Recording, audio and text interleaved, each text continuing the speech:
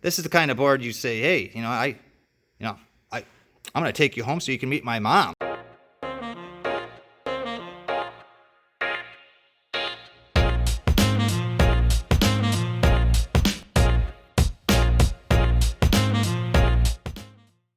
Hi, you dusty woodworkers. How are you doing today?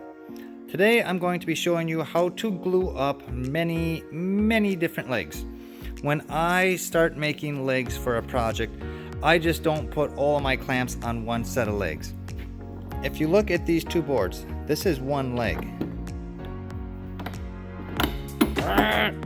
Then I have another leg, and so on and so on. So every two boards is one leg. If I'm going to make one leg, I'm going to make many legs. They all come out of the scrap bin. I didn't have to make any special arrangements for them. I love the lazy people in class. This is why. I go to the scrap bin, I pick out a bunch of boards, and I cut them all the same. Once I cut them all the same, I have a lot of legs. They did a lot of the work for me. I didn't have to plane them. I didn't really have to join them. I just kind of had to table saw them to size. That's it. The only thing I am really fussy about, and this is me, when I have two wood surfaces meeting together, I like to either put them through the planer or the jointer to make this nice and flat. If I'm going to spend all this time doing a glue up, I want to make sure I have zero gaps. Zero. Gaps are not my friend. If I have a gap, I have to kind of redo everything over, and I don't like doing that. If you notice, I have enough for about 10 different legs. Am I going to use them all? Eventually, yeah, you bet. Right now, they're sitting on 3 pipe clamps, or you could use bar clamps. But right now, I have these big dog clamps. Why? I need some clamping pressure. I just set them on there. Once I glue it, I add more clamps. Do you want to see what those more clamps look like? Well, this is what they'll look like. This is what the more clamps look like. Right now, I have 5 clamps. And for the length of my boards, 5 clamps is plenty. These boards are about 20 inches long. When I'm done with them, they're going to be around 19 to 18 inches. They start off longer than I need, so I can cut off waste. So I start off a bit longer so I can fix my screw-ups as I get there. You want to do it this way. It's very efficient. It saves you a lot of time because you can do a lot of glue ups all at once, and you're not hogging all the clamps. Right now I have about 10 pairs of legs, and I'm only going to use 5 clamps. You're going to see some people in here, and I'm not saying they're stupid, I'm just saying they're not smart. They'll put about 10 to 15 clamps on 2 boards, and the old saying is you can never have enough clamps. When you're in a classroom where about 100 people a day come through, everybody needs to use everything. So be efficient with your clamps. 5 clamps for these legs, super efficient.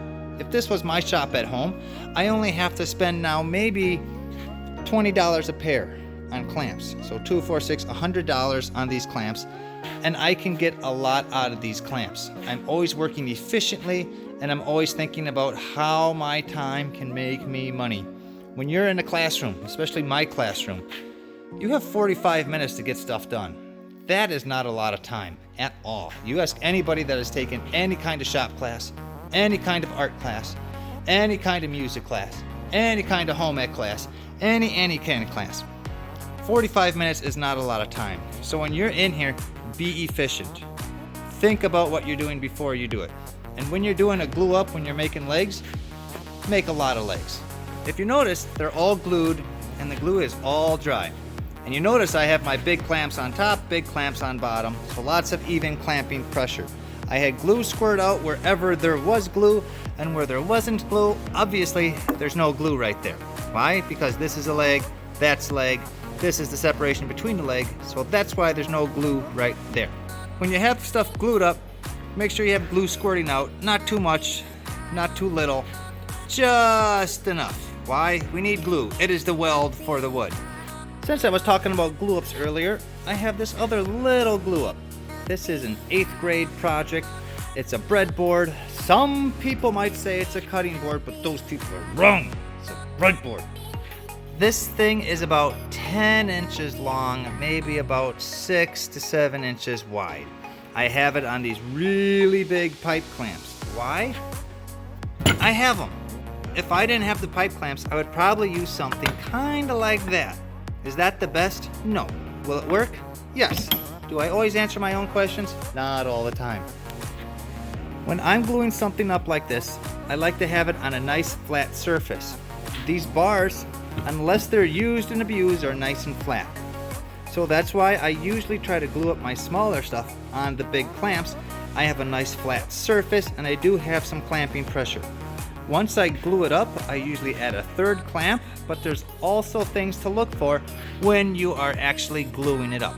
When you're trying to figure out what boards to use, pick good looking boards. I mean, look at this. I mean, this is high contrast. You want to make your lights lighter, put them next to darks. You want to make your darks darker, put them next to lights. I mean, this is the kind of board, these are nice boards. This is the kind of board you say, hey, I'm gonna take you home so you can meet my mom. I mean, that's how nice this board is. When it all gets glued together and we sand it flat, it'll be even better. You just wait and see. You wait and see. Magically glued together. How did I do it? I mean, can you... When you glue up your boards, any kind of boards, you should see glue poking out here, there. Everywhere where a board meets a board, you should see glue squirting out. If you don't see glue squirting out, that means they're not really glued. You don't have enough glue on them. You have to take them apart, put more glue in it. If you don't, it's not really connected. You take it apart, it falls apart, you have to then cut it, join it, re-glue it. Life sucks. Another day lost. You have no meaning to your life, but then again, you get practice. And what's wrong with a little practice? Looking at this glue up, I mean, it's nice. I mean, look at it. I mean, that's really nice. Are you really looking at it? I mean, look at it. Look at it. It's nice. It's nice. It's a nice little glue up. I'm gonna take that little board home, show it around, give it a nice little cot next to my cats, be a part of the family. Once again, use big clamps if you can. If not, any clamps would work. Put enough glue in there where it squirts out, but not so much you're baptizing it. I pay for glue. You pay for glue. We all pay for the glue. Use the glue, but don't abuse it. Too much glue just makes you have more work later because the glue will dry. And as it dries, it makes little stalactites on the bottom. You can't see it too well, but underneath here, you see these little drips right here? Yeah, you see that little drip? That's a little drip guy. He's gonna make a little stalactite, and you have to try and chip that off. You put a lot of glue on it, it forms a lot of those. A lot of glue on the top makes a lot of puddles. You have to machine all that off. Too much glue means you're putting too much work into it once it's dry. Big clamps, glue squirt out, flat surface, pretty boards. You'll notice that there is glue squirting out, it's all dry, and on the bottom I have my little stalactites. I have glue squirting out all over. It's a nice flat board.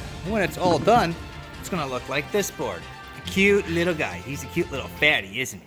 Thanks, you dusty woodworkers. See you next time.